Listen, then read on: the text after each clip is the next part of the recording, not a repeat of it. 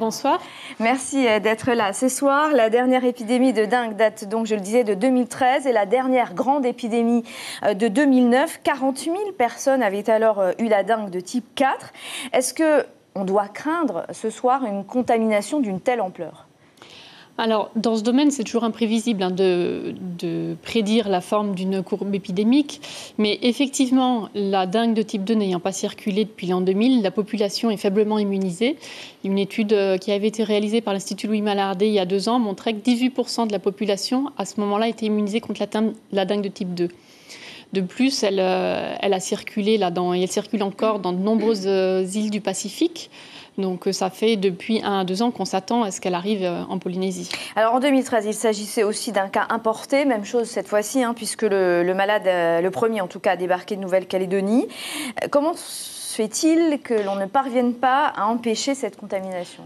Alors, pour ce qui est du cas, les virus et les bactéries en général circulent dans le monde avec les personnes et les marchandises. Donc le premier cas est toujours un cas importé. En l'occurrence, là, le premier cas, on ne l'a pas identifié, on ne sait pas d'où il vient. Il y a effectivement une épidémie en Nouvelle-Calédonie, mais il y en a également dans d'autres îles du Pacifique. Par contre, c'est vrai qu'on est desservi par de la Nouvelle-Calédonie par un avion par semaine. Donc il y a plus de probabilités pour qu'il vienne de Il y a plus de probabilités, mais on surveillait également d'autres îles, les Samoa américaines, le Vanuatu. Différentes îles sont touchées. En Calédonie, justement, Nouméa a intensifié, vous le savez, sa lutte antivectorielle. Des agents des communes se rendent directement dans les jardins des particuliers pour détruire eux-mêmes les gîtes à moustiques. Est-ce que vous militez pour qu'une telle opération soit organisée en Polynésie aujourd'hui ? Alors, la lutte antivectorielle en Polynésie est partagée entre le Centre d'hygiène et de salubrité publique de la Direction de la Santé et les communes, effectivement.